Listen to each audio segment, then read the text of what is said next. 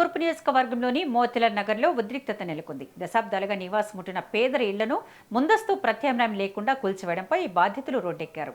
సుమారు 50 ఏళ్లుగా నివసిస్తున్న తమ ఇళ్లను ఎటువంటి పునరావాసం చూపకుండా అధికారులు నిర్దాక్షిణ్యంగా తొలగించారని బాధితులు ఆవేదన వ్యక్తం చేస్తున్నారు.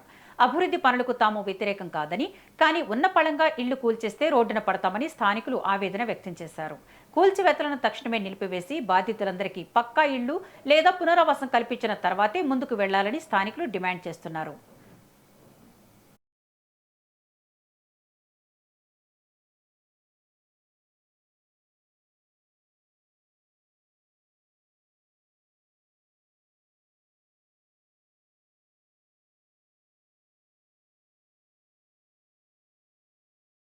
టైం ఇవ్వండి అని చెప్పి నోటీస్ 1 ఇచ్చినప్పుడు చెప్పారు. ఆ 2 నెలలు పోయి ఇప్పుడు 6 నెలలు 8 నెలలు అయ్యాయి. ఇప్పుడు దాకా ఆయన ఏం చూపించలేదు.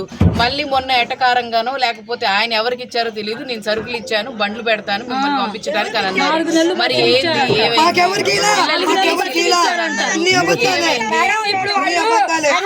సరుకులు ఇచ్చామని అన్నారు. ఆ ఇచ్చిన వాళ్ళు లిస్ట్ ఉండేది, లిస్ట్ ఇచ్చిన వాళ్ళు చిక్కు కొడతారుగా, వీళ్ళకి ఈ సరుకులు ఇచ్చాము, వీళ్ళకి ఫ్లాట్ ఇచ్చాము సరే మేము దానికైనా తల ఉంచుతాము.